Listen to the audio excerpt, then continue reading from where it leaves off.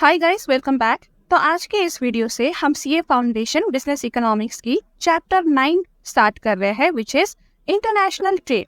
आज के वीडियो में हम यूनिट 1 कवर करेंगे, that is theories of international trade. तो ये यूनिट 1 में बेसिकली हम क्या सीखेंगे? पहले तो हम इंटरनेशनल ट्रेड को डिफाइन करेंगे कि क्या होता है इंटरनेशनल ट्रेड। फिर हम इसके कुछ बेनिफिट्स, एडवांटेजेस एंड कुछ डिसएडवांटेजेस डिस्कस करेंगे। फिर हम डिस्कस करेंगे the various theories of international trade, कि इंटरनेशनल ट्रेड आखिर करी क्यों जाती है। देखिए, एक रीजन तो बहुत ऑब्वियस है इंटरनेशनल ट्रेड करने का, कि आपके देश में जो सामान नहीं मिलती वो आप बाहर से इंपोर्ट करते हो, राइट, एंड जो ज्यादा आप बनाते हो वो आप एक्सपोर्ट करते हो। ये तो एक बहुत ही कॉमन थ्योरी है।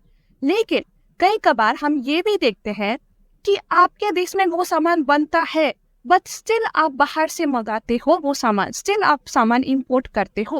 तो ऐसा क्यों करते हो? इसके पीछे रीजन क्या है, थ्योरीज क्या है? तो ये आज हम ये चैप्टर में डिटेल में डिस्कस करेंगे। तो चलिए स्टार्ट करते हैं। So what is international trade? International trade is the exchange of goods, services and resources between countries. अगर दो या दो से ज्यादा कंट्रीज के बीच में goods, services and resources exchange होते हैं तो आम भाषा में उसी को हम इंटरनेशनल ट्रेड कहते हैं। It enables countries to obtain products they can not produce efficiently themselves. जो कंट्री खुद से एफिशिएंटली कोई प्रोडक्ट नहीं बना पाती तो वो इंटरनेशनल ट्रेड के थ्रू वो प्रोडक्ट ऑब्टेन कर सकती है। International trade also reduces production cost, क्योंकि अब आप आउटपुट सिर्फ अपने कंट्रीज के लिए नहीं बल्कि इंटरनेशनल मार्केट के लिए बनाते हो, राइट। तो जितना आप ज्यादा आउटपुट प्रोड्यूस करते हो आपका प्रोडक्शन कॉस्ट आपका रिड्यूस हो जाता है, बिकॉज आपको इकोनॉमीज ऑफ स्केल मिलता है ना। And international trade also enhances the variety and quality of goods available. आपके पास variety and good quality goods भी अवेलेबल होती है because of international trade. This trade is a crucial component of global economic relations and a significant driver of growth and development for both developed and developing nations. देखिए, आज के global economy में international trade inevitable है। हम चाह के भी या ना चाह के भी हम एक दूसरे से ट्रेड कर ही रहे होते हैं, राइट, क्योंकि आजकल इकोनॉमी एकदम इंटरडिपेंडेंट हो गई। कोई भी कंट्रीज आइसोलेशन में आजकल नहीं जी सकती। और ट्रेड के कई सारे फायदे हैं। वो डेवलप्ड एंड डेवलपिंग कंट्रीज दोनों ही काफी सारे बेनिफिट उठा सकते हैं फ्रॉम इंटरनेशनल ट्रेड। तो क्या क्या बेनिफिट्स उठा सकते हैं? चलिए एक बार नजर लगाते हैं towards the benefits of international trade. Benefits of international trade. Now the first and the most important benefit is economic growth. जब भी एक कंट्री एक्सपोर्ट करती है तो वो फॉरेन से इनकम कमा सकती है, राइट, फॉरेन करेंसी कमाती है, जिससे कि उसको उसकी इकोनॉमिक ग्रोथ होती है। सो ये तो एक बेसिक इंपॉर्टेंस हो गया। Then second is resource efficiency.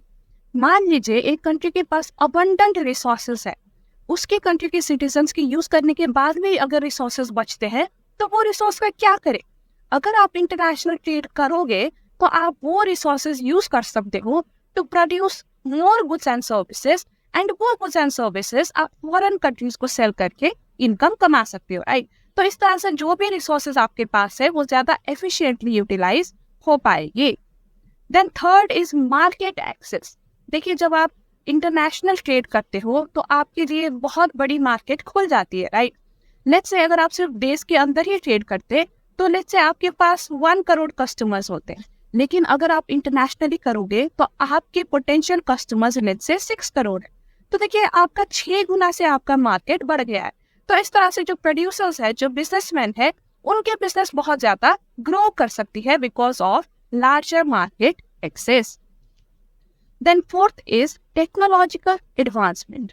देखिए, जब 2 या 2 से ज्यादा कंट्रीज साथ में काम करते हैं, स्पेशली जब आप डेवलप्ड कंट्रीज के साथ काम करते हो, तो आप उनकी टेक्नोलॉजी सीख सकते हो, राइट, उनकी टेक्नोलॉजी यूज कर सकते हो, जिससे कि पूरी दुनिया की ही टेक्नोलॉजिकल एडवांसमेंट हो जाती है। Similarly service innovation. अब इंटरनेशनल ट्रेड करने पे आपको इंटरनेशनल क्वालिटी सर्विस प्रोवाइड करनी पड़ती है, राइट। सो जैसे जितनी ज्यादा कंट्रीज के साथ आप कोऑपरेट करके मिलके काम करोगे तो इनोवेशन अपॉर्चुनिटीज उतनी ही आपकी बढ़ती जाएगी। Then quality improvement. अगेन जब आप इंटरनेशनल ट्रेड करोगे तो आपको इंटरनेशनल क्वालिटी की गुड्स बनानी पड़ेगी, आप कोई भी ऐसे काम चलाओ गुड्स नहीं बना सकते। तो इस तरह से जो गुड्स है या सर्विस है उसकी आप क्वालिटी अपने आप इम्प्रूव हो जाती है, जो कि कस्टमर्स के लिए बहुत ही ज्यादा अच्छी बात है ना। देन एक्सपोर्ट डाइवर्सिफिकेशन, अब जितना ज्यादा कंट्रीज में एक्सपोर्ट करोगे उतना ही आपका एक्सपोर्ट डाइवर्सिफाई हो जाएगा, जो कि एक बिजनेस के लिए बेनिफिशियल हो सकती है। देन स्किल डेवलपमेंट, देखिए जब आप इंटरनेशनली काम करते हो, मल्टीनेशनल कंपनीज में अपनी सर्विस प्रोवाइड करते हो, राइट, या फिर इंटरनेशनल लोगों के लिए आप गुड्स बनाते हो, तो आपको बहुत कुछ सीखने को मिलता है, राइट। आप सिर्फ अपनी कंट्री में लिमिटेड नहीं होते, बट आप इंटरनेशनल कल्चर सीखते हो, इंटरनेशनल टेक्नोलॉजी सीखते हो, राइट, जो उनकी सर्विस देने का तरीका है वो सीखते हो, कैसे क्वालिटी इंप्रूव करना है वो सीखते हो। तो बहुत ज्यादा यहाँ पे स्किल की डेवलपमेंट आपकी हो जाती है। Then there is international cooperation, अगर आपकी ट्रेड रिलेशंस अच्छे हैं कंट्रीज से, तो आप एक इंटरनेशनल एक ऐसा इन्वायरमेंट बन जाएगा जहाँ पे सब एक दूसरे की सपोर्ट करते, 2 and more countries support each other, जो कि आज की ग्लोबल इकोनॉमी के लिए बहुत ही इंपॉर्टेंट चीज है, राइट।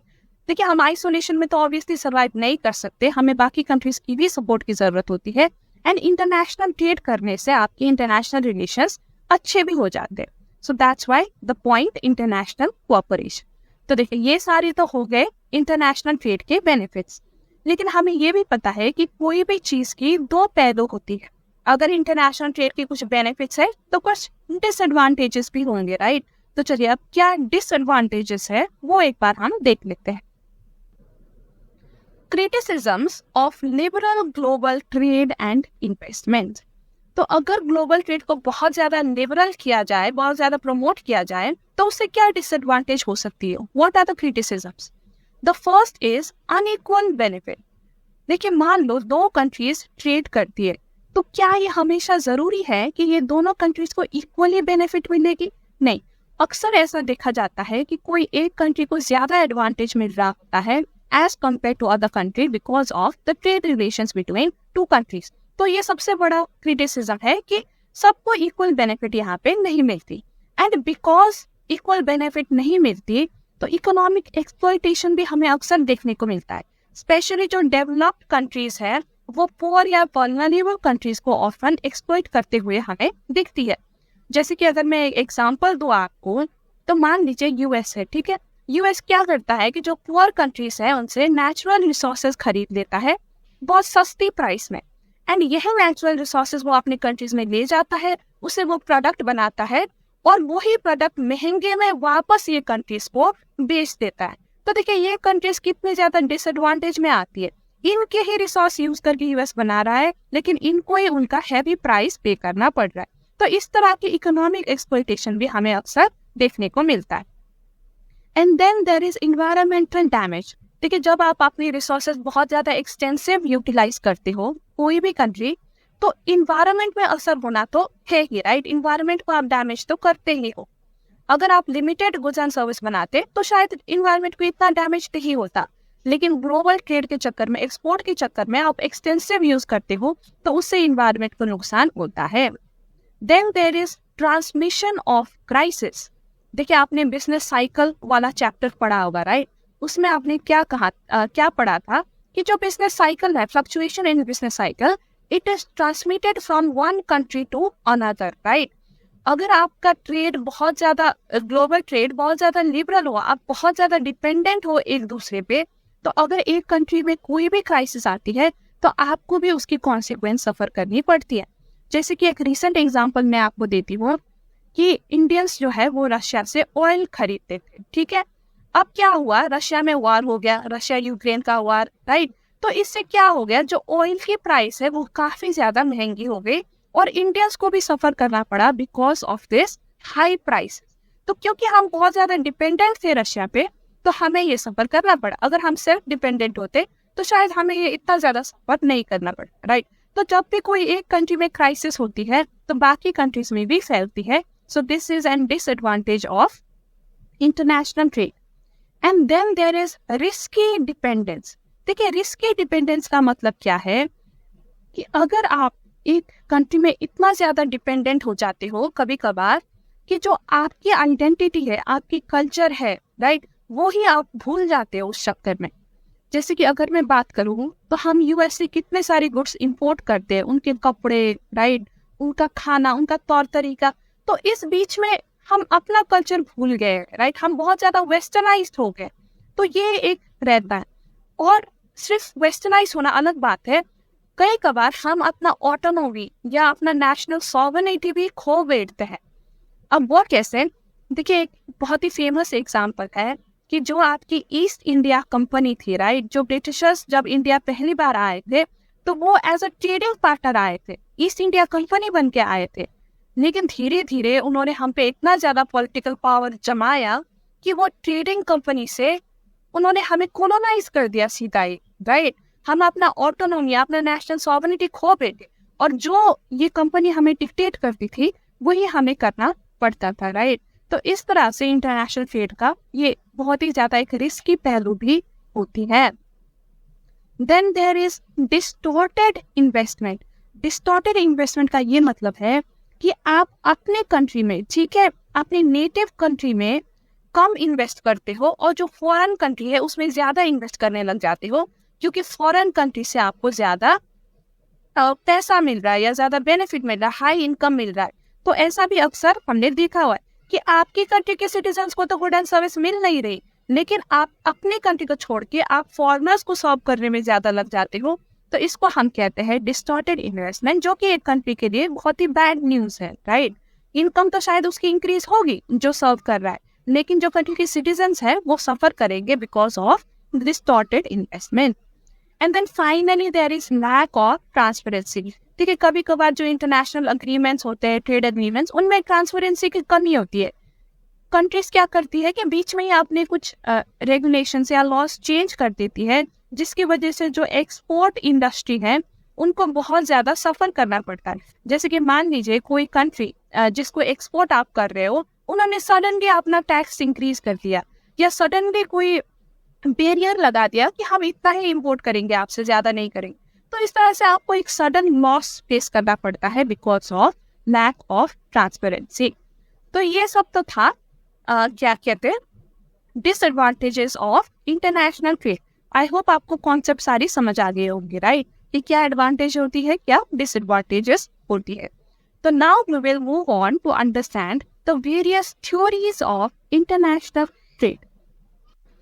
ओके, तो अब हमने इंटरनेशनल ट्रेड की मीनिंग समझ ली, हमने इसके प्रोज एंड कॉन्स भी देख लिया, राइट। अब हम डिस्कस करेंगे the various theories of international trade, कि इंटरनेशनल ट्रेड क्यों करते हैं या किस तरह से करनी चाहिए, वो हमें वेरियस थ्योरीज बताएगी। तो आपके सिलेबस में देयर आर 5 थ्योरीज जो हमें डिस्कस करनी है। एक बार आप ये 5 थ्योरी पे नजर लगा लीजिए, फिर हम एक एक करके इनके डिटेल में जाएं। First theory is the mercantilist view of international trade. Second is the theory of absolute advantage. Third is the theory of comparative advantage. Fourth is the Heckscher-Ollin theory of trade, जिसको हम modern theory of trade भी कहते हैं. And the final and the latest theory is the neo-international trade theory. तो यही 5 theories हम discuss करेंगे, starting with the first one, that is mercantilist view. तो चलिए। Okay, so the first theory of international trade is the mercantilist view of international trade, या फिर mercantilist theory of international trade. देखिए, this is one of the oldest theories, और ये theory कहती है कि जब भी आप international trade करो तो आप इस तरह से करो कि जो आपकी exports है it is always greater than your imports. तो इस तरीके से आप एक powerful, economically and politically powerful हो सकते हो as compared to your trading partners. ठीक है? The mercantilist view of international trade emphasizes that national wealth and power are best served या फिर best obtained by maximizing exports and minimizing imports. आप wealthy and powerful कब हो सकते हो? जब आप exports maximize करोगे and imports को minimize करोगे। Mercantilists believe that a country should accumulate wealth, particularly gold and silver, by ensuring a favorable balance of trade. देखिए, बैलेंस ऑफ ट्रेड क्या होता है? आपकी जो एक्सपोर्ट माइनस इंपोर्ट है, इसको हम बैलेंस ऑफ ट्रेड कहते हैं, और ये फेवरेबल तब होगा जब आपकी एक्सपोर्ट ज्यादा होगी। तो बेसिकली ये व्यू यही कह रही है कि आपको एक्सपोर्ट ज्यादा रखनी चाहिए ताकि आप वेल्थ एक्यूमुलेट कर सको, पर्टिकुलरली गोल्ड एंड सिल्वर की एक रिजर्व आपके साथ बनी रहे। और ये तभी पॉसिबल है जब आप एक्सपोर्ट ज्यादा करोगे एज कम्पेयर टू इम्पोर्ट। देखिए ये ना एक पुरानी थ्योरी, हम इसको इसलिए कहते हैं क्योंकि ये थ्योरी 14th-15th सेंचुरी से आई हुई है। और उस टाइम पे क्या होता था कि कोई भी कंट्री के लिए गोल्ड रिजर्व रखना या सिल्वर रिजर्व रखना बहुत ही इंपॉर्टेंट होता था, क्योंकि उस टाइम पे कभी भी आपके देश में हमला हो सकती थी, राइट, कभी भी वार हो सकती थी। टेरिटरी ऑक्यूपाई करने के लिए जो रूलर है वो एक आपस में लड़ते रहते थे। तो जिनके पास ज्यादा गोल्ड एंड सिल्वर होता था वो ज्यादा पावरफुल नेशंस होते थे, क्योंकि वो अपने वार एक्टिविटीज में ज्यादा पैसा लगा पाते थे। तो इसलिए उस एरा में गोल्ड एंड सिल्वर का रिजर्व होना बहुत ही इंपॉर्टेंट होता था। तो इसलिए ये थ्योरी सेंस बनाती है उस टाइम के हिसाब से, राइट। लेकिन आज के जमाने में क्या होता है कि आपको इतना ज्यादा गोल्ड एंड सिल्वर रिजर्व रखना बहुत ज्यादा इंपॉर्टेंट नहीं है, राइट, उस टाइम की तरह इंपॉर्टेंट तो नहीं है। ऑब्वियसली एक फेवरेबल ट्रेड बैलेंस बनाना या ट्रेड में एक बैलेंस रखना तो इम्पोर्टेंट है आज भी, लेकिन आज के जमाने में ऐसा नहीं है कि आप किसी से इंपोर्ट कर रहे हो तो आप गरीब हो या आप लेस पावरफुल हो। वो वाला कॉन्सेप्ट आजकल ज्यादा नहीं है, राइट। क्योंकि देखिए पावरफुल कंट्रीज भी इंपोर्ट करते हैं, जैसे कि यूएस भी तो इंडिया से काफी सारे सर्विस इंपोर्ट करती है, राइट। हम इन यूएस के कॉल सेंटर्स में हमारे लोग काम करते हैं क्योंकि हमारे जो लेबर है वो चीप है, तो यूएसए उसका फायदा उठाता है, वो लेबर हमसे इंपोर्ट करता है और कम कॉस्ट में वो हमारे लेबर रिसोर्सेस यूज कर सकता है। तो जस्ट बिकॉज आप इंपोर्ट कर रहे हो सर्टेन चीज डज नॉट ऑलवेज मीन कि आप लेस पावरफुल हो।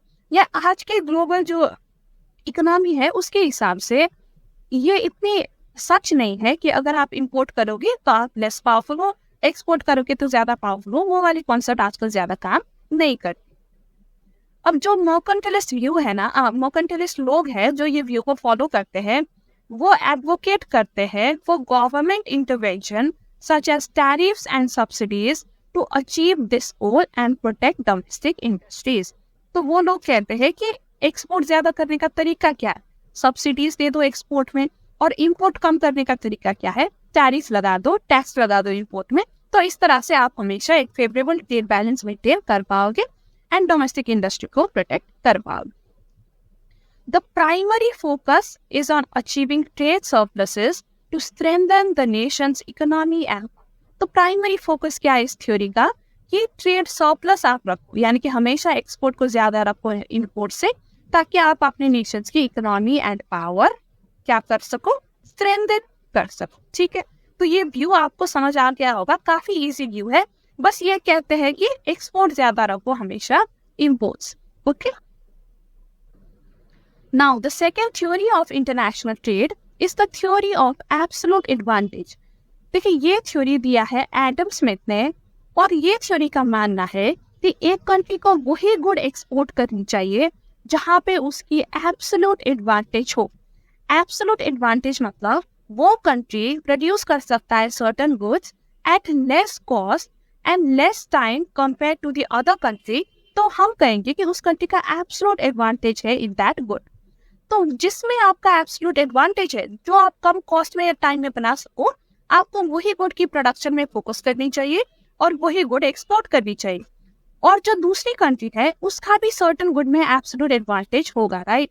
वो सर्टेन गुड्स आपसे कम टाइम में, कॉस्ट में या आपसे कम टाइम में प्रोड्यूस कर पा रहा होगा, तो वो गुड फिर वो आपको एक्सपोर्ट करेगा। ठीक है, तो इस तरह से दोनों कंट्रीज एक म्यूचुअली बेनिफिशियल रिलेशनशिप में आ सकते हैं, जहाँ पे जो उनका एडवांटेज है वो एक्सपोर्ट करेंगे, और जिनमें उनका एब्सोल्यूट एडवांटेज नहीं है वो गुड्स वो इंपोर्ट करेंगे। ठीक है, Adam Smith in his seminal work The Wealth of Nation introduced the concept of absolute advantage in the context of international trade.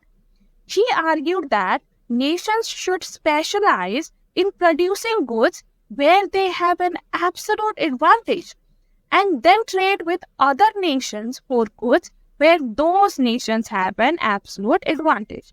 तो जिस गुड्स में एब्सोल्यूट एडवांटेज है वो आप बनाओ, फिर आप एक आपस में ट्रेड करो। ठीक है, Smith originally described absolute advantage in terms of labour productivity.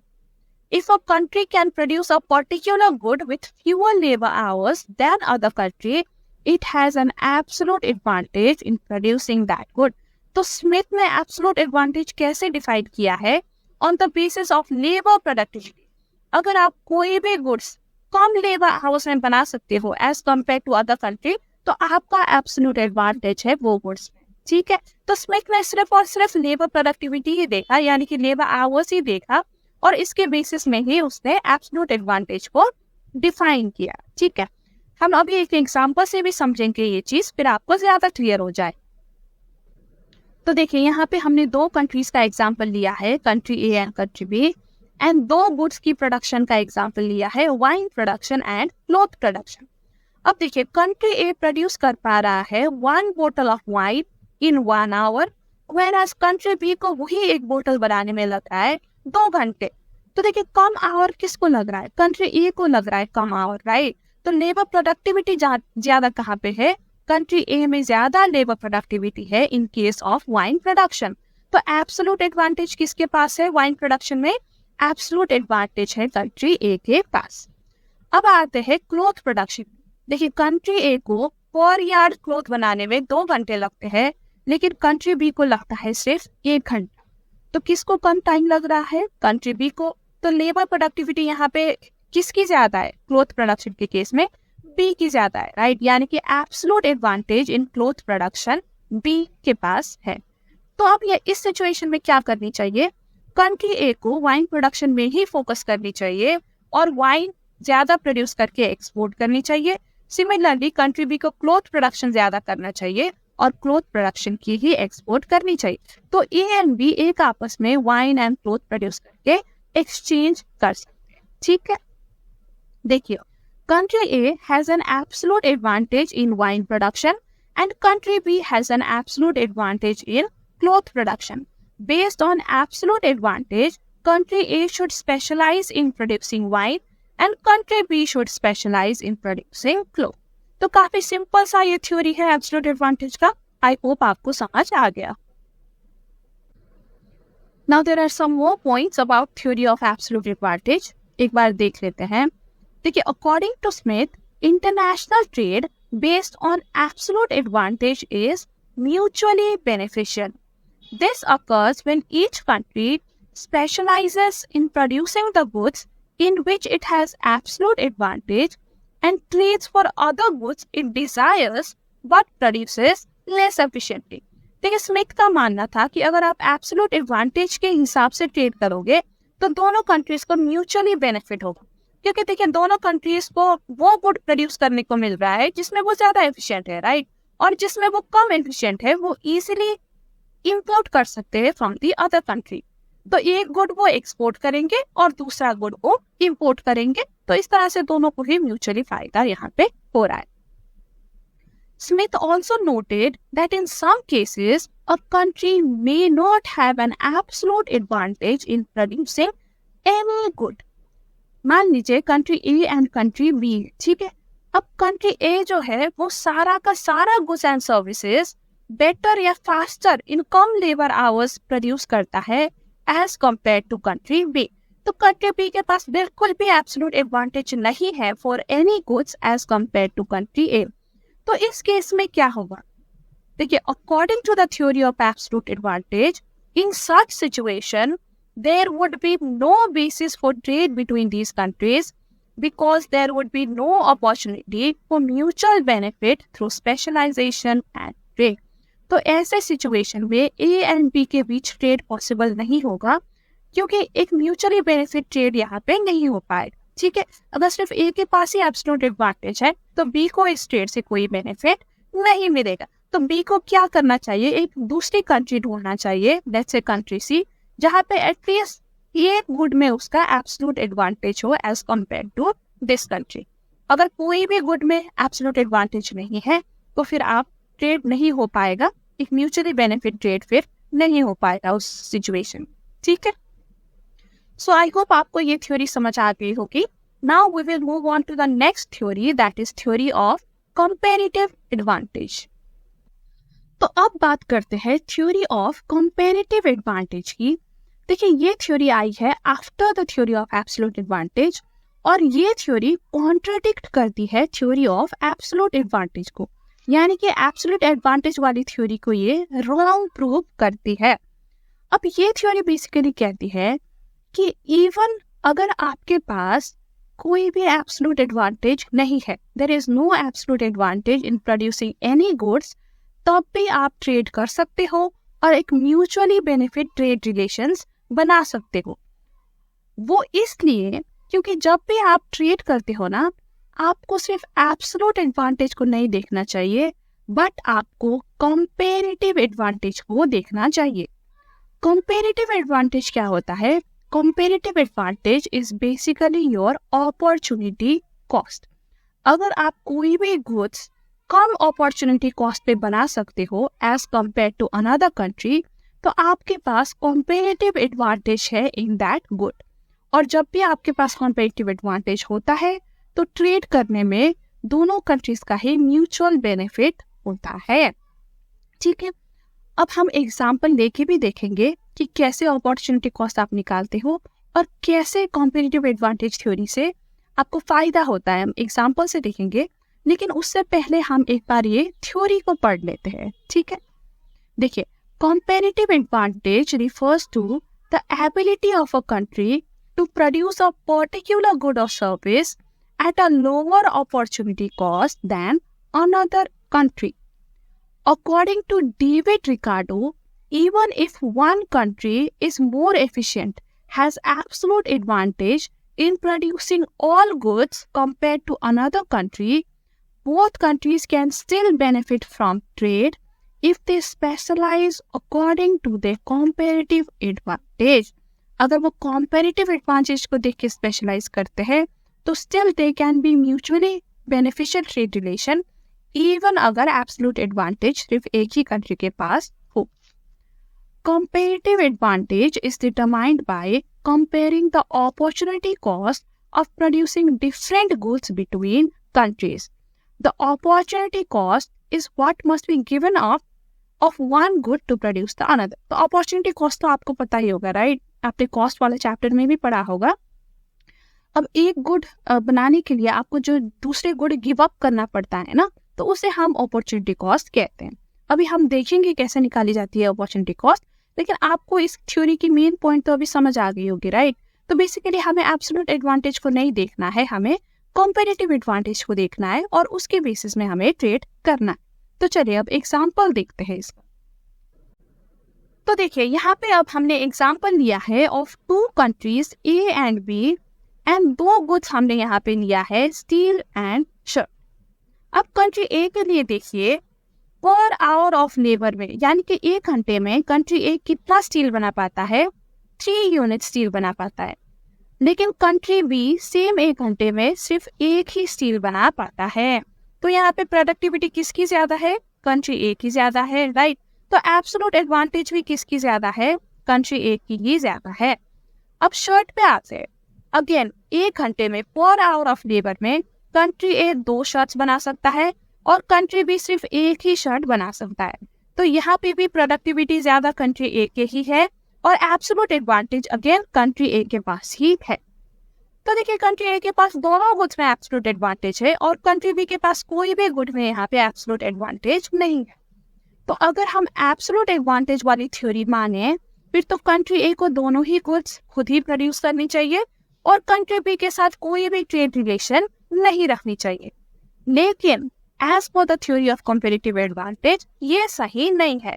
Even तो कंट्री बी के पास कोई एब्सोल्यूट एडवांटेज नहीं है, इसके पास स्टिल कंपैरेटिव एडवांटेज हो सकती है। या फिर कंट्री ए के पास दोनों में एब्सोल्यूट एडवांटेज है, लेकिन इसके पास हो सकता है कि कंपैरेटिव एडवांटेज किसी एक पर्टिकुलर गुड के पास ही हो। तो वो हमें कैसे पता चलेगा? देखिए, जो शर्ट की प्रोडक्शन है ना, वो कंट्री ए 2 गुना ज्यादा स्पीड में कर सकती है as compare to country B, right? लेकिन जो स्टील की प्रोडक्शन है ये 3 गुना ज्यादा स्पीड में कर सकती है as compare to country B. तो देखिए, कंट्री ए के पास अगर हम स्टील एंड शर्ट में कंपेयर करें तो कंपैरेटिव एडवांटेज स्टिल स्टील में ज्यादा है।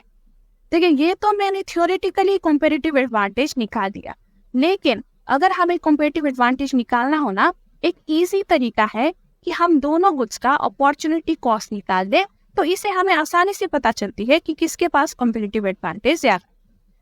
अब देखिए स्टील का अपॉर्चुनिटी कॉस्ट क्या है कि जब तक आप 1 यूनिट स्टील बनाओ तो उस टाइम पे आप कितने यूनिट शर्ट बना सकते थे, that is the opportunity cost of steel, right.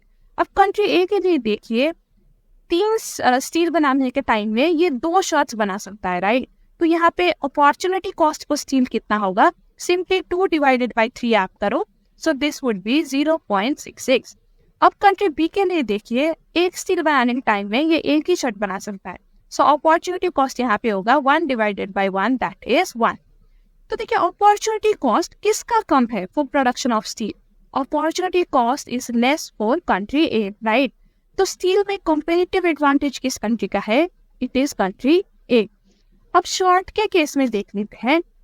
देखिए अगेन यहाँ शॉर्ट में हम कंपैरेटिव एडवांटेज निकालते हैं फॉर कंट्री ए, तो यहाँ पे अब आपका कंपैरेटिव एडवांटेज अपॉर्चुनिटी कॉस्ट होगा 3 डिवाइडेड बाई 2, क्योंकि 2 शर्ट्स बनाने के टाइम में आप 3 स्टील बना लेते हो, राइट। सो यहाँ पे आपका अपॉर्चुनिटी कॉस्ट हो गया 1.5, और कंट्री बी के लिए again it would be 1.5, that is 1। तो यहाँ पे शॉर्ट में अब आप देखिए अपॉर्चुनिटी कॉस्ट कम किसका है, अपॉर्चुनिटी कॉस्ट कम है ऑफ कंट्री बी। तो शॉर्ट के केस में कंपैरेटिव एडवांटेज किसके पास है, कंपैरेटिव एडवांटेज है विद कंट्री बी। तो कंपैरेटिव एडवांटेज की थ्योरी के हिसाब से बी को शॉर्ट प्रोडक्शन करनी चाहिए एंड ए को स्टील प्रोडक्शन करनी चाहिए, और अगर वो ऐसा करके एक दूसरे को एक्सपोर्ट करेंगे तो there will be a mutually beneficial trade relation. ऐसे करने से दोनों को फायदा होगा। तो अब फायदा कैसे होगा उसका भी तो आपको एक इलस्ट्रेशन चाहिए ना, हमने जुबानी तो कह दिया फायदा होगा, पर कैसे फायदा होगा चलिए वो भी हम इसी एग्जांपल में फर्दर कंटिन्यू करके देखते हैं। तो देखिए सेम एग्जांपल को हम कंटिन्यू कर रहे हैं ना। एब्सोल्यूट एडवांटेज के हिसाब से ये दोनों कंट्रीज को ट्रेड नहीं करनी चाहिए, राइट। तो कंट्री ए भी अपना खुद ही बनाएगा दोनों प्रोडक्शन, राइट, और कंट्री बी भी खुद ही बनाएगा। तो ऐसे में पूरी इकोनॉमी में टोटल स्टील कितना प्रोड्यूस होगा, 4 यूनिट्स, 3 + 1, राइट। और टोटल शर्ट कितना होगा, 2 + 1, 3 यूनिट्स। कितना आप मानते हो, राइट। और अगर हम इन दोनों को भी ऐड करें तो total production of goods and services यहाँ पे हो रहा है 7। अब कंपैरेटिव एडवांटेज की बात करते हैं। देखिए अब कंपैरेटिव एडवांटेज कहता है कि कंट्री ए को सिर्फ स्टील ही प्रोड्यूस करनी चाहिए, शर्ट नहीं करनी चाहिए, क्योंकि कंपैरेटिव एडवांटेज इसका स्टील में है। तो अगर कंट्री ए ऐसा करेगा तो क्या होगा, वो ये 2 यूनिट्स ऑफ शर्ट नहीं प्रोड्यूस करेगा, और जो ये 2 यूनिट बनाने के लिए जो 1 घंटा लगता है वो स्टील में ही यूटिलाइज करेगा, राइट, ये 1 घंटा। और ये एडिशनल 1 घंटे में ये एडिशनल 3 यूनिट स्टील बना पाएगा। तो अब ए के टोटल स्टील प्रोडक्शन हो जाएगा 6 यूनिट्स, ठीक है, इतना आप समझ गए।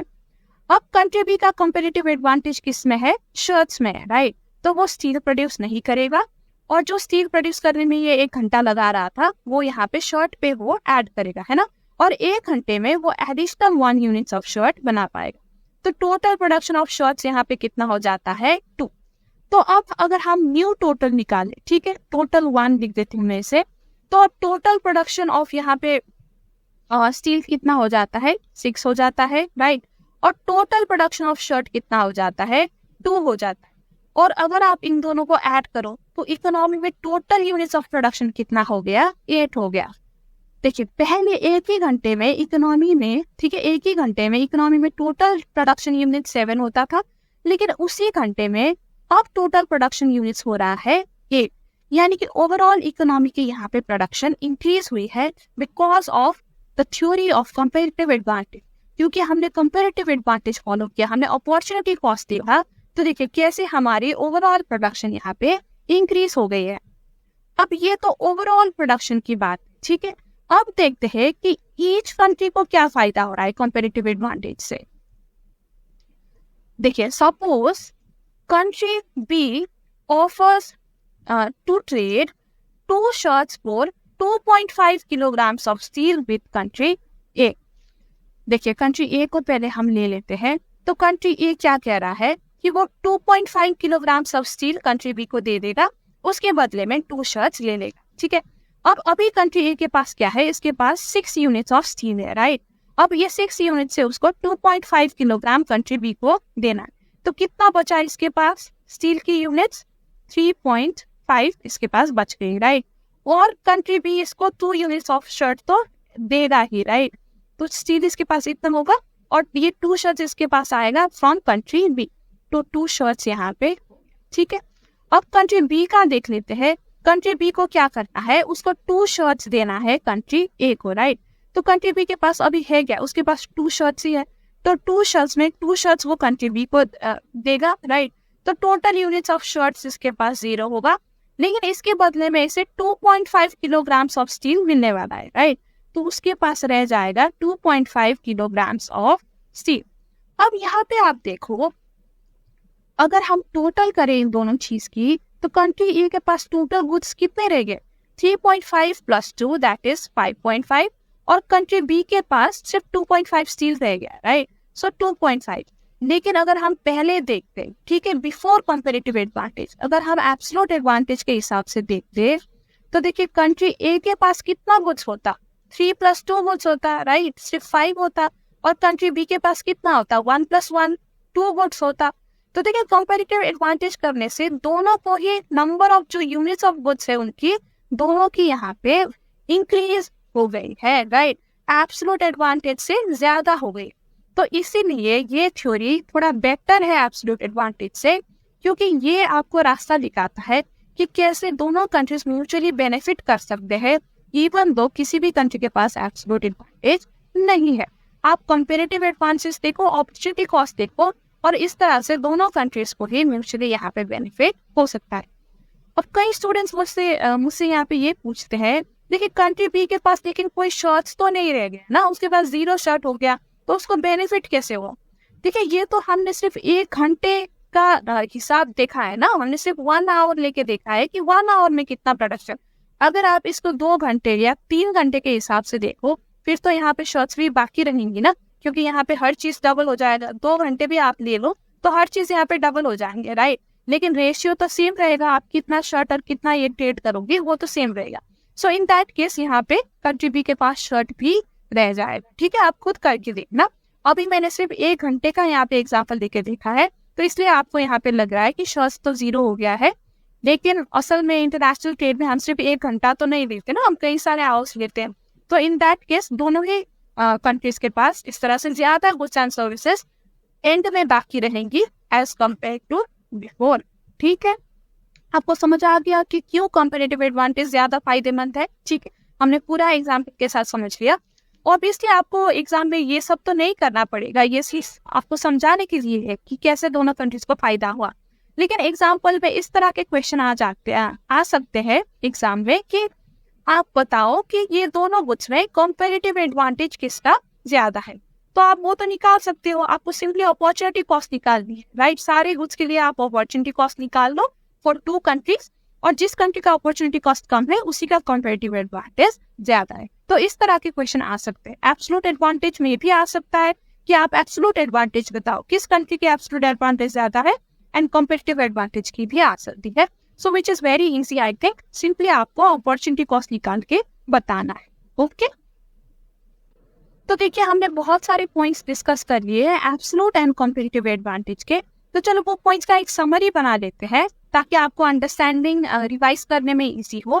देखिए, if a country has an absolute advantage in producing both goods, अगर दोनों गुड्स बनाने में आपका एब्सोल्यूट एडवांटेज है तो आपको क्या करना चाहिए, यानी कि ये कंट्री ए का सिनेरियो, ठीक है। तो कंट्री ए को क्या करना चाहिए था, it should specialise and export the goods where it has the greatest absolute advantage. अब 2 गुड्स में भी किस में ज्यादा है, दोनों में एब्सोल्यूट एडवांटेज है, लेकिन ग्रेटेस्ट एब्सोल्यूट एडवांटेज किस में है, एक केस में स्टील में था, राइट। स्टील में इसका कंपैरेटिव एडवांटेज भी था, तो ग्रेटेस्ट एब्सोल्यूट एडवांटेज स्टील में है, तो इसको स्टील में प्रोड्यूस करना चाहिए। और if a country has absolute disadvantage in producing both goods, यानी कि जो बी का सिनेरियो था, राइट, तो ऐसे केस में क्या करना चाहिए, it should specialize in the production and export of the commodity in which its absolute disadvantage is smaller. This is the commodity of its comparative advantage. तो बी को क्या करना चाहिए, देखना चाहिए कि उसके कंपैरेटिव एडवांटेज किसमें है। वो गुड्स में उसका एब्सोल्यूट डिसएडवांटेज स्मॉलर है as compare to other good. Steel and shirt के केस में बी का कंपैरेटिव एडवांटेज था शर्ट में, राइट, यानी कि शर्ट में उसका जो एब्सोल्यूट डिसएडवांटेज है वो कम था as compare to steel. Disadvantage तो दोनों ही गुड्स में था, लेकिन स्लाइटली कम डिसएडवांटेज था शर्ट में, तो उसको शर्ट की प्रोडक्शन में फोकस करनी चाहिए, ठीक है। And import the commodity in which its absolute disadvantage is greater। तो उसको शर्ट बनानी चाहिए और क्या इंपोर्ट करनी चाहिए, स्टील इंपोर्ट करनी चाहिए, क्योंकि स्टील में उसका जो एब्सोल्यूट डिसएडवांटेज है it is greater as compare to shirt, यानी कि स्टील में उसके पास कंपैरेटिव एडवांटेज भी नहीं है, कंपैरेटिव भी डिसएडवांटेज, ठीक है। तो ये समरी है आपकी। देखिए इससे कहीं सवाल पूछे जा सकते हैं, स्पेशली ये डिसएडवांटेज को लेकर सवाल पूछी जाती है, तो आई होप आपको ये समझ आ गया होगा, ठीक है। Now let's move on to the another theory of international trade. Okay wait a minute, देखिए अदर थ्योरी में जंप करने से पहले कंपैरेटिव एडवांटेज के ही कुछ अदर पॉइंट्स है जो कि इंपॉर्टेंट है, तो चलिए ये अदर पॉइंट्स को भी एक बार हम पढ़ लेते हैं। इनिशियली रिकार्डोस कंपैरेटिव एडवांटेज थ्योरी, देखिए कंपैरेटिव एडवांटेज थ्योरी को इनिशियली किसने जन्म दिया है डेविड रिकार्डो ने, ठीक है।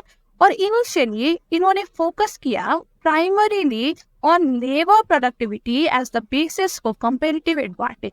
जब भी ये कंपैरेटिव एडवांटेज कैलकुलेट कर रहे थे तो पहले सिर्फ इन्होंने लेबर प्रोडक्टिविटी या लेबर आवर्स पे ही फोकस किया, ठीक है। फिर बाद में हार्बरलर आए और हार्बरलर ने क्या किया, he expanded the theory by introducing the concept of opportunity cost. तो जो अभी हम जो कंपैरेटिव एडवांटेज अपॉर्चुनिटी कॉस्ट के बेसिस में पढ़ रहे थे वो किसने डिराइव किया है, वो हार्बरलर ने ये डिराइव किया है, ठीक है। रिकार्डो ने जन्म दिया ये थ्योरी को, लेकिन रिकार्डो ने सिर्फ लेबर प्रोडक्टिविटी को ही कंसिडर किया, लेकिन हार्बरलर ने उन्होंने अपॉर्चुनिटी कॉस्ट को भी इंक्लूड किया, ठीक है। He emphasized that comparative advantage should consider the broader cost involved in production beyond labour such as capital, land and other resources, ठीक है। प्रोडक्शन में जितने भी कॉस्ट है उन्होंने सारी को कंसिडर करके अपॉर्चुनिटी कॉस्ट निकालना बेटर समझा while calculating comparative advantage। तो एग्जाम में क्वेश्चंस ये आती है कि Ricardo's comparative advantage theory focuses on labour productivity या अपॉर्चुनिटी कॉस्ट, तो फिर आपको कहना है लेबर प्रोडक्टिविटी। और ऐसा भी क्वेश्चन आ सकता है कि who introduce the concept of opportunity cost in comparative advantage theory, तो उसमें आपका आंसर होगा हार्बरलर, नॉट रिकार्डो, ठीक है। Now because of comparative advantage trade raises the living standard of both the countries, ठीक है, क्योंकि बोथ कंट्रीज की प्रोडक्टिविटी यहाँ पे production of goods and service increase हो जाती है। Hence the theory believes that trade is not a zero sum game. देखिए जीरो सम गेम का मतलब होता है कि अगर आप दो कंट्रीज के बीच में अगर ट्रेड हो रही है तो अगर एक कंट्री का प्रॉफिट हो रहा है तो दूसरा कंट्री का लॉस हो रहा है, उसे हम कहते हैं जीरो सम, जहाँ पे एक को बेनिफिट होने के लिए दूसरे की लॉस होनी जरूरी है। लेकिन हमने कंपैरेटिव एडवांटेज में देखा कि जब दो कंट्रीज ट्रेड कर रहे थे तो दोनों के ही एंड में आउटपुट इंक्रीज हो रही थी, राइट, यानी कि दोनों को ही फायदा हो रहा है, तो उसको हम जीरो सम गेम नहीं कहेंगे, उसको हम पॉजिटिव सम गेम कहेंगे, क्योंकि दोनों कंट्रीज को ही पॉजिटिव आउटपुट यहाँ पे मिल रहा है, उनको पॉजिटिव फायदा मिल रहा है एट द एंड, ठीक है। Douglas Irwin 2009 calls comparative advantage good news for economic development। तो उन्होंने कहा था कि ये बहुत ही अच्छी न्यूज है, अगर हम comparative advantage के हिसाब से करें तो सबको फायदा है, which is very good news for economic development। तो ठीक है, तो यहाँ से हमारी ट्रूली खत्म हो जाती है comparative advantage और अब हम मूव करेंगे Heckscher-Ohlin theory of trade पे। ओके, सो Heckscher-Ohlin theory, अब ये थ्योरी क्या है? देखिए, in the early 20th century, Swedish economist Eli Heckscher and Bertil Ohlin proposed a theory about why these comparative advantages arise। देखिए, पहले बात तो ये थ्योरी निकाली है टू स्वीडिश इकोनॉमिस्ट ने, एली हेक्सचर एंड बर्टिल ओलिन, तो इसलिए ये थ्योरी का नाम हो गया हेक्सचर-ओलिन थ्योरी। और ये थ्योरी क्या करता है? ये थ्योरी हमें एक्सप्लेन करता है कि दो कंट्रीज के बीच कंपेरेटिव एडवांटेजेस कैसे अराइज होती है। देखिए, अभी हमने कंपेरेटिव एडवांटेज की थ्योरी पढ़ी, राइट। हमने उसमें ये जाना कि कंपेरेटिव एडवांटेज क्या होता है, कैसे निकाली जाती है, बाय यूजिंग अपॉर्चुनिटी कॉस्ट। अगर आपके पास कंपेरेटिव एडवांटेज ज्यादा है तो आपको क्या करनी चाहिए, कम है तो क्या करनी चाहिए, वो हमने अभी अभी पढ़ा, राइट। लेकिन उसमें हमने ये नहीं पढ़ा था कि क्यों किसी कंट्री के पास कंपेरेटिव एडवांटेज ज्यादा होती है फॉर सम गुड्स और क्यों किसी के पास कम होती है। वो चीज हमने तब नहीं पढ़ी थी, राइट। अब हेक्सो-ऑलिन की थ्योरी वही चीज एक्सप्लेन करती है कि why some countries have comparative advantage over others. जो हेक्सो-ऑलिन है ना, they focused on the role of factor endowments। ये बहुत ही इंपॉर्टेंट पॉइंट है यहाँ पे। हेक्सो-ऑलिन ने कंपेरेटिव एडवांटेज को एक्सप्लेन किया on the basis of factor endowments. Factor endowments का मतलब है कि आपके कंट्री के पास क्या क्या रिसोर्सेस है, जैसे कि लेबर हो गया, कैपिटल हो गया, राइट। और हेक्सो-ऑलिन कहते हैं कि जिस कंट्री के पास जैसे रिसोर्सेस है ना, उसी टाइप की गुड्स बनाने में उस कंट्री के यूजुअली कंपैरेटिव एडवांटेज देखने को मिलती है। जैसे कि फॉर इंस्टेंस, अगर एक कंट्री के पास ज्यादा कैपिटल है तो यूजुअली कैपिटल इंटेंसिव गुड्स में उनकी कंपैरेटिव एडवांटेज देखी जाती है, और अगर किसी कंट्री के पास लेबर ज्यादा है तो लेबर इंटेंसिव गुड्स में उनकी कंपैरेटिव एडवांटेज अक्सर देखी जाती है, ठीक है। According to Heckscher Ohlin, countries will export goods that use their abundant resources intensively। तो जिस कंट्री के पास जो भी रिसोर्सेज अबंडेंट है, अक्सर वही रिसोर्सेज यूज करके जो गुड्स बनाई जाती है वही एक्सपोर्ट होते हुए या उन्हीं की कंपैरेटिव एडवांटेज ज्यादा होते हुए हमें दिखाई देता है। देखिए, this means capital rich countries with lots of capital, जैसे कि factories, machinery, will export capital intensive products जैसे कि कार एंड इलेक्ट्रॉनिक्स, ठीक है। On the other hand, labor rich countries with lots of labor, many workers, will export labor intensive products जैसे कि textiles and agricultural products, ठीक है। काफी आसान था समझने में। तो इनका मेन पॉइंट क्या है, ये कहते हैं कि कंपैरेटिव एडवांटेज आता है बिकॉज ऑफ फैक्टर इंडाउमेंट्स, ठीक है। तो जैसे टाइप की कंट्री है, जैसे कि कैपिटल रिच कंट्री है, तो कैपिटल रिच कंट्री में इनकी एडवांटेज है, वही ये एक्सपोर्ट करेंगे। लेबर रिच कंट्री है तो लेबर रिच गुड्स में इनकी कंपैरेटिव एडवांटेज है और वही गुड्स ये एक्सपोर्ट करेंगे। ओके, अब आपकी बुक में ना सर्टेन डिफरेंसेस दी गई है between the theory of comparative advantage and modern theory यानी कि हेक्सो-ऑलिन थ्योरी। तो चलिए इसको भी हम एक बार देख लेते हैं, क्योंकि डिफरेंसेस सिंस भी कई बार सवाल आ सकते हैं, राइट। तो ये मॉडर्न थ्योरी से आप कंफ्यूज मत होना, हेक्सो-ऑलिन थ्योरी को ही हम मॉडर्न थ्योरी भी कहते हैं, ठीक है। तो चलिए, theory of comparative cost, the basis is the difference between countries is comparative cost. तो थोड़ा सा यहाँ पे लैंग्वेज गड़बड़ हो गई है, बट बेसिकली ये पॉइंट कह रहा है कि दो कंट्रीज के बीच में हम कैसे पता करते हैं कि क्या एक्सपोर्ट करना चाहिए, क्या import. So it is done on the basis of the comparative cost या comparative advantage, right? जिसका एडवांटेज है वो एक्सपोर्ट करे। अब मॉडर्न थ्योरी ने क्या किया, it explains the causes of difference in comparative cost as differences in factor endowments.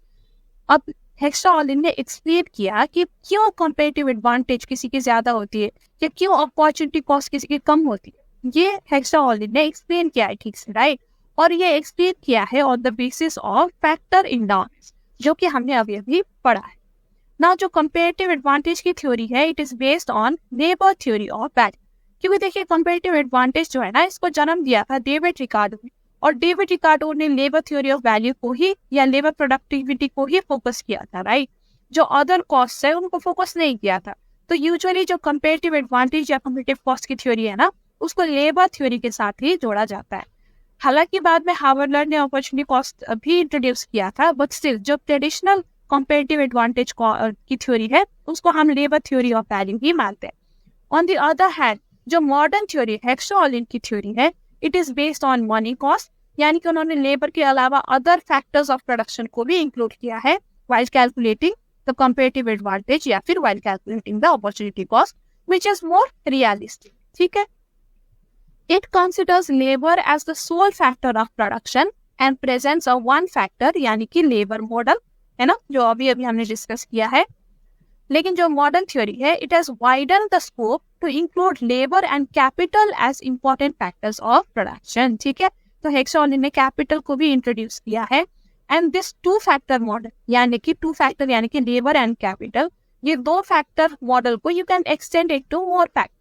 अब आप जो गुड्स प्रोड्यूस कर रहे हो उसके हिसाब से आप यहाँ पे ज्यादा फैक्टर्स भी ऐड कर सकते हो, जो आपके फैक्टर्स ऑफ प्रोडक्शन, और सबके कॉस्ट इंक्लूड करके ही हम opportunity cost and comparative advantage निकालेंगे। ठीक है, अब now this comparative cost it treats international trade as quite distinct from domestic trade. ठीक है, ये थ्योरी मानती है कि इंटरनेशनल ट्रेड बहुत अलग है डोमेस्टिक ट्रेड से, लेकिन जो हेक्सॉलिन की थ्योरी है, it considers international trade only as a special case of inter regional trade. International trade basically inter regional trade ही है, बस उसमें कुछ चीजें फर्क है, लेकिन बेसिकली प्रिंसिपल सेम। ये मॉडर्न थ्योरी का मानना। It studies only comparative cost of the goods concern. देखिए, कंपैरेटिव एडवांटेज थ्योरी में हम जो फाइनल गुड्स है, राइट, उसके कंपैरेटिव कॉस्ट या उसकी अपॉर्चुनिटी कॉस्ट हम कंसिडर करते हैं। लेकिन जो मॉडर्न थ्योरी ऑफ ट्रेड है ना, इसमें it considers the relative prices of factors which influence the comparative cost. इसमें एक एक जो फैक्टर्स ऑफ प्रोडक्शन है ना, उनकी कॉस्ट में भी ध्यान दिया जाता है, उनकी कॉस्ट को भी एनालाइज किया जाता है while calculating the comparative cost. ठीक, तो ये कंपैरेटिव एडवांटेज वाली थ्योरी है ना, ये सिंपल है। देखिए, ये लेती भी सिर्फ लेबर ही है, और ये कंसिडर भी सिर्फ फाइनल गुड्स की कॉस्ट ही कंसिडर करती है, right, on the basis of the labour theory of value.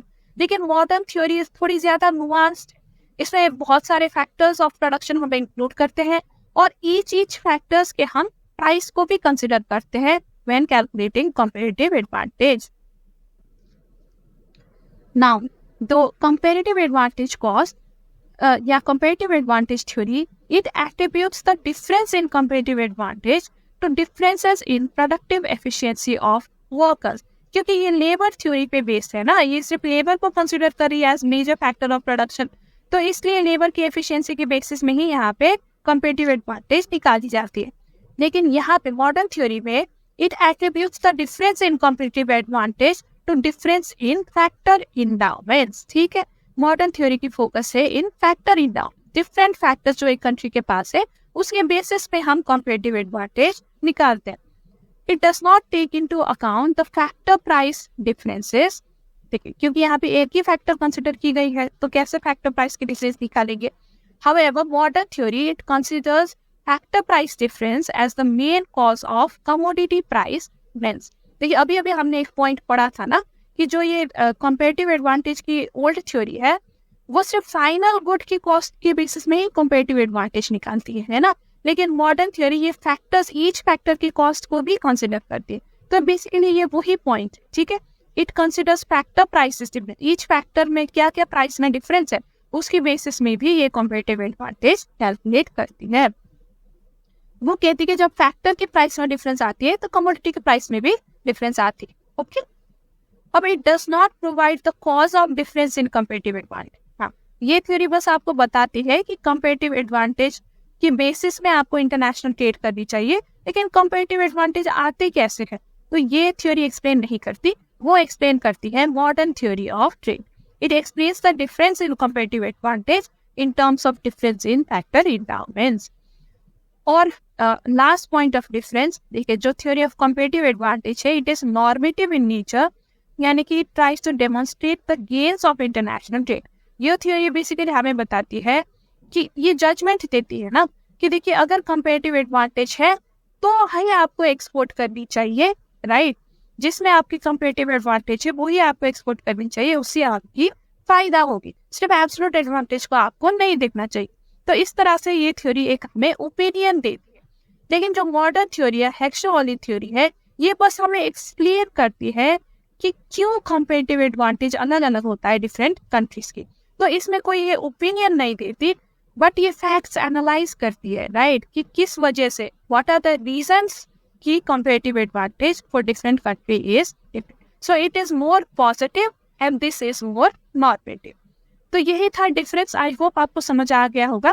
देखिए, आप कितने भी डिफरेंस निकाल लो, मेन डिफरेंस तो यही है कि मॉडर्न थ्योरी बेसिकली एक्सप्लेन करती है कंपैरेटिव एडवांटेज थ्योरी को, and it explains it on the basis of factor endowments. और यहाँ पे बहुत सारे फैक्टर्स कंसिडर किए जाते हैं एंड नॉट जस्ट लेबर, लेकिन कंपैरेटिव कॉस्ट में ज्यादातर सिर्फ लेबर ही कंसिडर किया जाता है।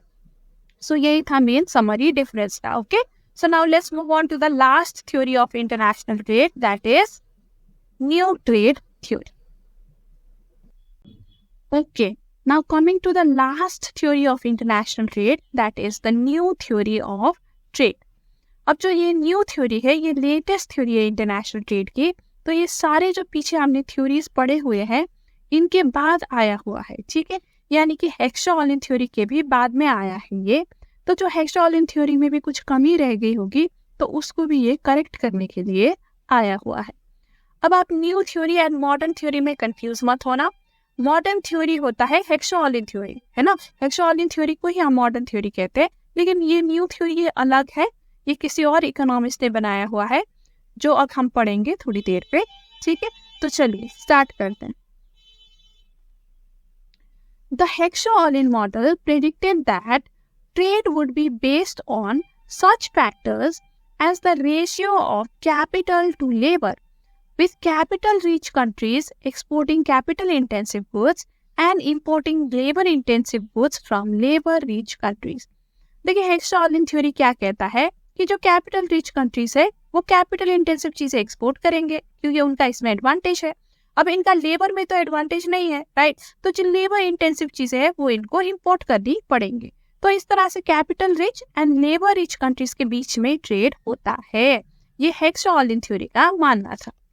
However, Paul Krugman observed that real-world data did not always match this prediction.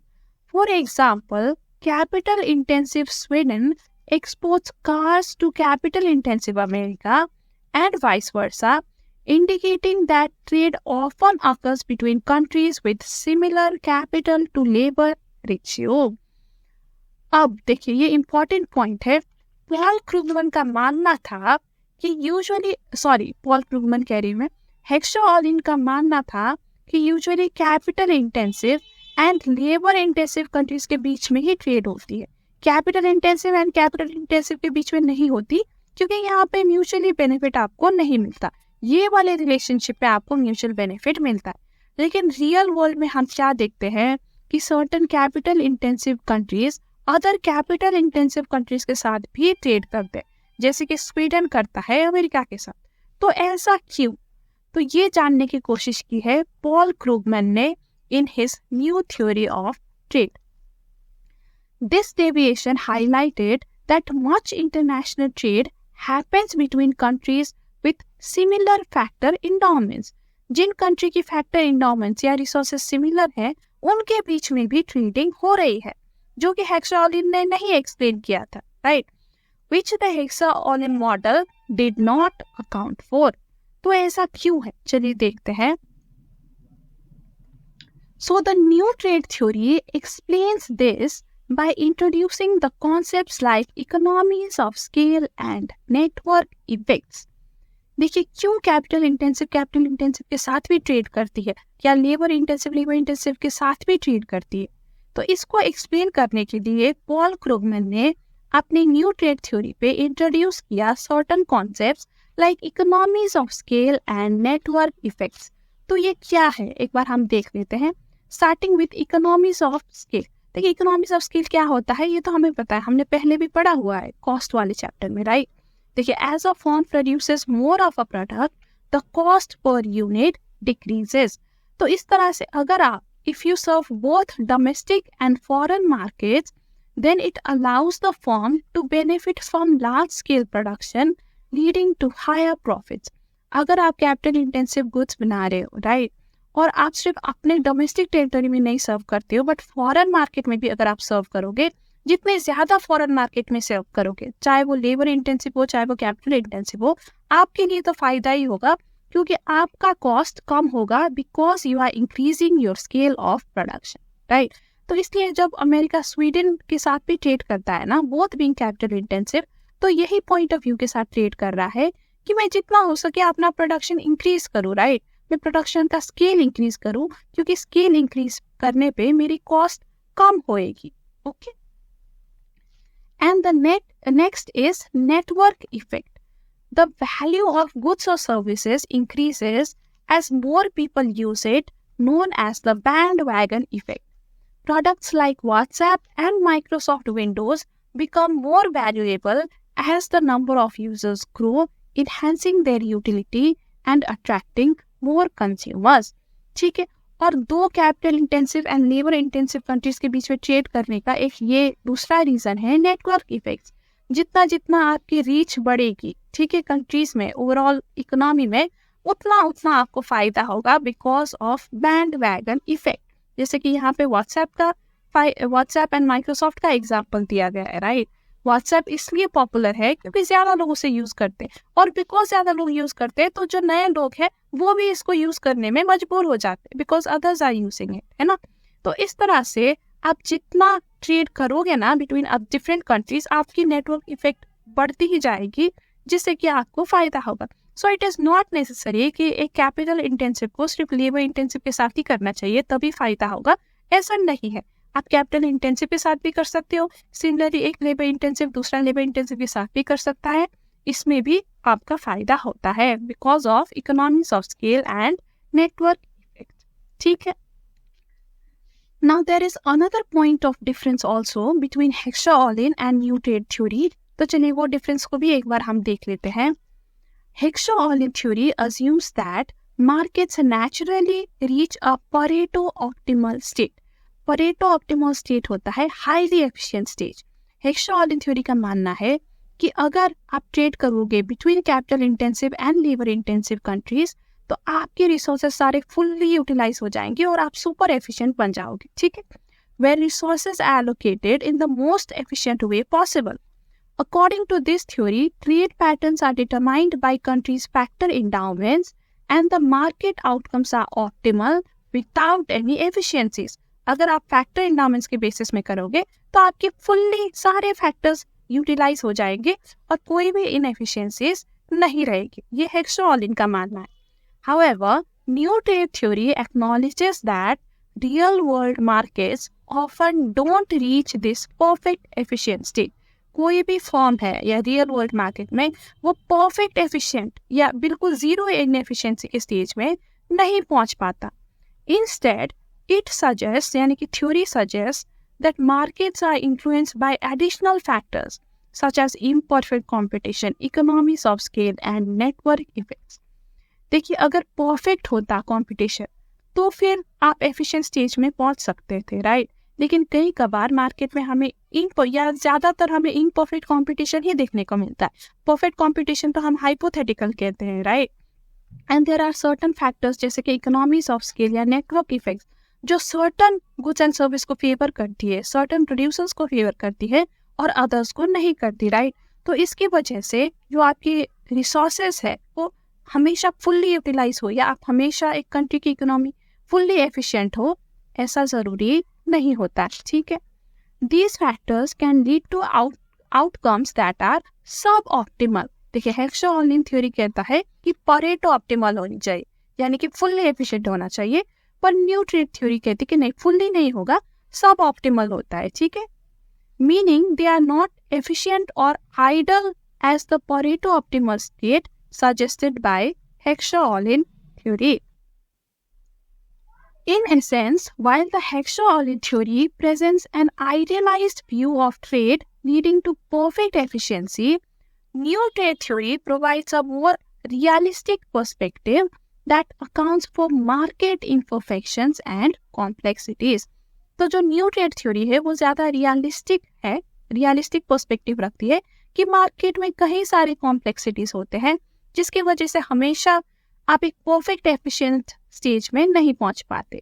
ठीक है, so these imperfections can result in trade patterns and market outcomes that are not perfectly efficient, acknowledging the real world deviations from ideal model. Ideal model किसका है? Hexa-Olin का है। ये कहते हैं कि परफेक्टली एफिशिएंट होती है, लेकिन न्यू ट्रेड थ्योरी कहती है कि नहीं, ऐसा हमेशा पॉसिबल नहीं है, हमें रियलिस्टिक होनी चाहिए। ठीक है, तो with this we come to the end of this I think discussion this chapter. I hope आपको पांचों ही जो थ्योरीज है वो समझ आ गई होंगी। काफी आसान सी थ्योरी है, इतना कोई कॉम्प्लेक्स नहीं है। देखिए न्यू ट्रेड थ्योरी का जो मेन क्रक्स है ना वो मैं आपको बता देती हूँ। ये कहता है कि trade can happen between countries with similar factor endowments. ठीक है, जैसे कि कैपिटल इंटेंसिव कंट्री है तो कैपिटल इंटेंसिव कंट्री के साथ भी कर सकती है, जो कि हेक्सा-ओलिन थ्योरी ने नहीं बताया था। हेक्सा-ओलिन थ्योरी के अकॉर्डिंग कैपिटल इंटेंसिव कंट्री को सिर्फ लेबर इंटेंसिव के साथ ही ट्रेड करना चाहिए, इसी में फायदा होता है, ऐसा हेक्सा-ओलिन ने बताया था। लेकिन न्यू ट्रेड थ्योरी से डिफर करती है। ये कहती है कि नहीं, कैपिटल इंटेंसिव के साथ भी कर सकता है, सिमिलर फैक्टर एंडाउमेंट्स वाले कंट्री एक दूसरे के साथ ट्रेड कर सकते हैं। तो ये दोनों के बीच में मेन डिफरेंस है। और दूसरा पॉइंट है कि हेक्सा-ओलिन थ्योरी ज्यादा आइडियलाइज्ड है, राइट। ये कहता है कि परफेक्टली एफिशिएंट होगा मार्केट, लेकिन न्यू ट्रेड थ्योरी कहता है कि नहीं, परफेक्टली एफिशिएंट होना बहुत ही मुश्किल है, सारी रिसोर्सेज का एकदम 100% एफिशिएंटली यूटिलाइज होना मुश्किल है। ये न्यू ट्रेड थ्योरी ज्यादा रियलिस्टिक है। ये कहते हैं कि मार्केट में कई सारे कॉम्प्लेक्सिटीज है, डेविएशंस है, जिसकी वजह से आप एक सब ऑप्टिमल आउटकम ले आ सकते हो, लेकिन परेटो ऑप्टिमल यानी कि 100% एफिशिएंट आउटकम नहीं ले आ सकते। Okay, so with this we have come to the end of the video. लेकिन बिफोर यू गो मैं आपको कुछ कहना चाहती हूँ। Now before you go I like to announce कि मैंने मैक्रो इकोनॉमिक्स की टेस्ट सीरीज लॉन्च की है हाल फिलहाल में। तो ये टेस्ट सीरीज में आपको मिलेगा मैक्रो इकोनॉमिक्स के practice questions, MCQs। Macro economics यानी कि आपके चैप्टर 6 टू चैप्टर 10। ठीक है, तो देखिए all together chapter 6 to chapter 10 में आपकी 15 यूनिट्स है, राइट। तो इसलिए यहाँ पे आपको 15 टेस्ट मिलेंगे, 1 टेस्ट फॉर ईच यूनिट, और ईच टेस्ट में ऑन एवरेज 50 to 60 MCQs है। ठीक है, मैंने कोशिश की है कि हर एक टॉपिक से आपको MCQs प्रोवाइड करूं, ताकि आपको मैक्रो इकोनॉमिक्स की एक कॉम्प्रिहेंसिव अंडरस्टैंडिंग मिले और आपका मैक्रो इकोनॉमिक्स में कॉन्फिडेंस भी इंक्रीज हो। क्योंकि कई बच्चे बहुत ज़्यादा अंडर कॉन्फिडेंट होते हैं मैक्रो सेक्शन में, क्योंकि उनके स्टडी मॉड्यूल में जो है ICI के मॉड्यूल में ज़्यादा क्वेश्चन दी ही नहीं कि वो अच्छे से प्रैक्टिस कर सके और आपने जो अंडरस्टैंडिंग है उसे टेस्ट कर सके, राइट। तो इसलिए ये टेस्ट आप सभी को बहुत ही फायदेमंद होगा, क्योंकि देखिए ईच यूनिट से अगर आप 50 to 60 क्वेश्चंस प्रैक्टिस करोगे तो आपको उस यूनिट की बहुत ज़्यादा कॉम्प्रिहेंसिव अंडरस्टैंडिंग हो जाएगी और आपकी कॉन्फिडेंस इंक्रीज होगी। देखिए ऑल टुगेदर 830 क्वेश्चंस है, यानी कि मोर देन 800 क्वेश्चंस आपको यहाँ पे मिलेंगे। एंड सिर्फ क्वेश्चंस एंड सॉल्यूशंस ही नहीं, आपको हर क्वेश्चन का एक्सप्लेनेशन भी यहाँ पे मिलेगा। एवरी क्वेश्चन के नीचे मैंने एक्सप्लेनेशन दिया हुआ है, जो कि आपकी स्टडी में, आपकी सेल्फ स्टडी में बहुत ही हेल्प करेगी, आपको ईजी होगी क्वेश्चन अंडरस्टैंड करने में। ठीक है, और ये सब आपको मिल रहा है एक बहुत ही नॉमिनल प्राइस में एट ओनली ₹150। तो आई होप आप ये टेस्ट का फायदा उठाएंगे और अपनी जो एग्जाम की तैयारी है वो और बेटर करेंगे with my test series. So with this we come to the end of today's video. तो अगर आपको ये वीडियो हेल्पफुल लगी हो, अच्छी लगी हो, तो लाइक करिएगा, फ्रेंड्स के साथ भी शेयर करिएगा एंड चैनल को सब्सक्राइब करिएगा, because we will be back with another video soon. तो तब तक के लिए bye bye and take care.